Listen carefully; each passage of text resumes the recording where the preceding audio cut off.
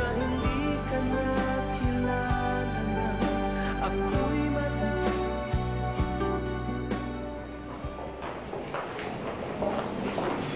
Guys, napanood mo yung morning news kanina? Nakakaloka, di ba?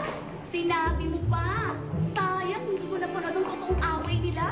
Nako, yung masungit nating amo. Ako ba pinag-uusapan nyo? Kaming dalawa ba ni Sofia ang pinag-chichismisan nyo? Ma'am Elisa, andito po pala kayo. Kayo na ba po kayo pinapahanap ni Ma'am Amanda? Pumunta daw po kayo ngayon sa opisina niya. Sige.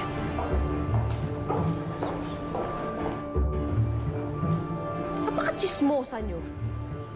Sino ba pinag-chichismisan nyo? Si Elisa nga ba? Siya nga. Bakit? Anong tungkol kay Eliza? Ma'am, kalat na po yung video ng away niyo ni Ma'am Eliza. Nasa morning news po siya kanina sa TV. I know. Kaya nga, ang ganda-ganda ng mood ko today. Pero ma'am, narinig ko po kasi pinapaimbestigahan daw po ni Ma'am Amanda yung nangyari. Pinapahanap niya po sa sekretary niya yung nag-video, tsaka nag-leak sa press. Ma'am, natatakot ako. Bernice, huwag kang matakot. Paprotektahan kita. If anyone asks you kung andun ka nung time na nag-away kami ni Elisa, mag-deny ka. Sabihin mo wala kang kinalaman nun, wala kang alam. Don't worry, I will back you up. Okay? Oh, ma'am, thank you po talaga. You're welcome. Apparently, may naka-witness sa away ninyo ni Sofia at yun ang kumuha ng video na to. Kaya ito nakalik sa press. Pinaiimbestigahan ko na kung sino ang gumawa niya. Dahil hindi tama ginawa niya, no? Kaya dapat pag nalaman ko yan, patatalsikin ko na. Lola, pasensya na po sa kahihiyan na dinala ko. I'm sorry. Hindi ko na po kasi napigilan ang sarili ko eh. No, don't worry about that. Wala yun. Maybe, given the same situation, gagawin ko rin sugudin ng Sofia na yun, ano. Ang problema natin is how people perceive you, Elisa.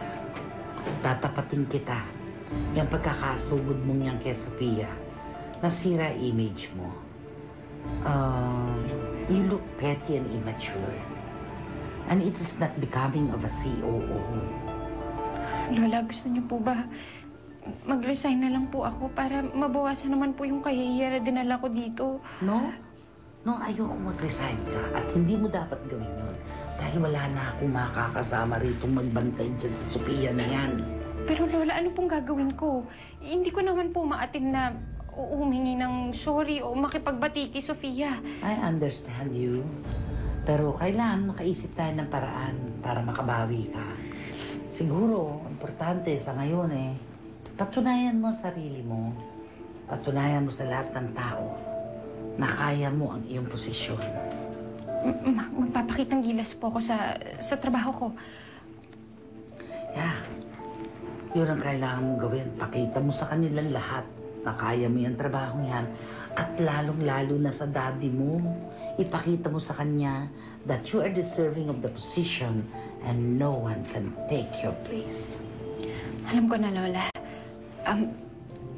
Gagawin ko na lahat ng mga pinaplano ko para dito sa kumpanya. Noon ko ba dapat itong ginawa? Kaya lang pinipigilan ako ni Papa at saka ni Sofia eh.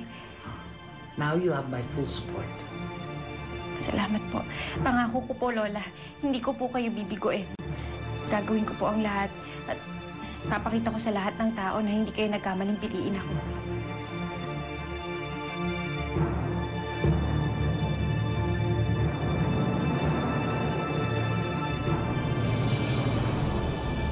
Mababalot ng hiwa.